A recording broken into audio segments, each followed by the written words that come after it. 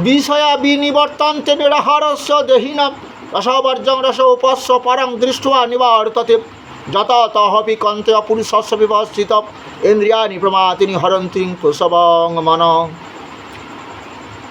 যেমন আজকে বয়স হচ্ছে দেহের আমাদের কৌমারং যৌবনং জরা তথা দেহান্তর প্রাপ্তি ধীরস্তত্তর মুহ্যন্ত। এই জন্য ধীর স্থির পণ্ডিতগণ জানে কুমারকাল আসবে দেহে, যৌবনকাল আসবে, জরাকাল আসবে। জরাকালে আর ভোগ করতে পারবো না, সহস্র ব্যাধি দেহটাকে আক্রমণ করবে। তা এখন আমি ওই যে গুরুপাক খাদ্য খেয়ে হজম করতে পারছি না। আমার বউ হয়তো মরে গেছে, বৌমা আমাকে লালন পালন করছে। এখন বৌমা বলছে কালকে পায়খানা করবেন, যখন নিজের পায়খানাটাকে নিজে পরিষ্কার করুন। আমি পারবো না বৌমা, ওই ভালো মন্দ খাওয়ার আমার দিতে হবে না, শুকনো মুড়ি খাবো, জল খেয়ে শুয়ে পড়বো।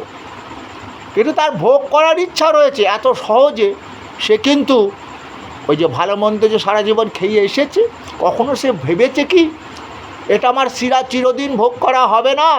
কারণ বার্ধক্য দশা এলে তখন পাকস্থলিক ক্যাপাসিটি হারিয়ে ফেলবে। আমার বলো বিটা কোষ থেকে ইনসুলিন হরমোন ক্ষরণ হবে না, লিভার থেকে পিত্ত ক্ষরণ হবে না, বোঝা যাচ্ছে। তাই সংযত হয়তো বেশি মিষ্টি টিষ্টি খেতে চায় না, হ্যাঁ হ্যাঁ, ভালো গুরুপাক খাদ্য খেতে চায় না, সে নিজেরাই কন্ট্রোল করে। এটাই হচ্ছে সাংঘাতিক, এটা আমরা পারি না। তবে বলেছিল ওই যে অভ্যাস যোগ করো, চিন্তা করো, পণ্ডিত ব্যক্তি জানে এটা কি প্রকৃতির নিয়ম। তাই তারা পঞ্চ ইন্দ্রিয়কে জয় করেও নেয়। জয় করার ফলে কি হয়?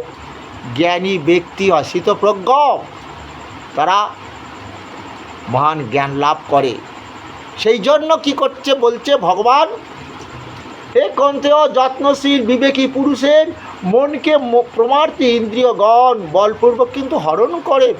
এত সহজে পঞ্চ ইন্দ্রিয়কে দমন করা সহজ হয় না, যায় না। তাহলে কী করে যাবে?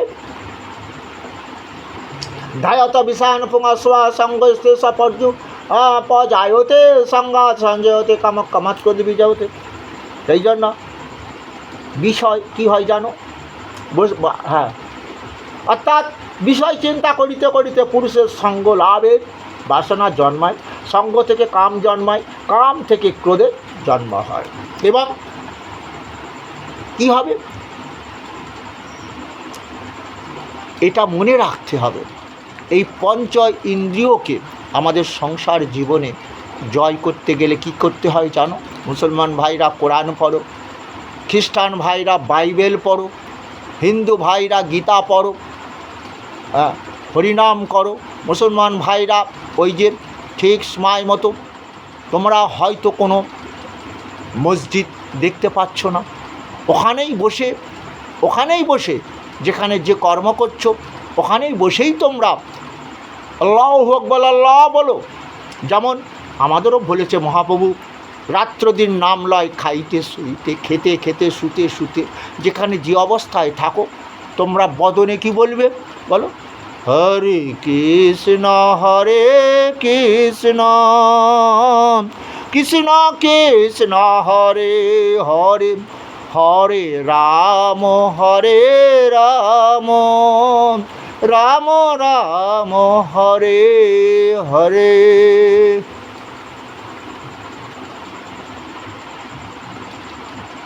কারণ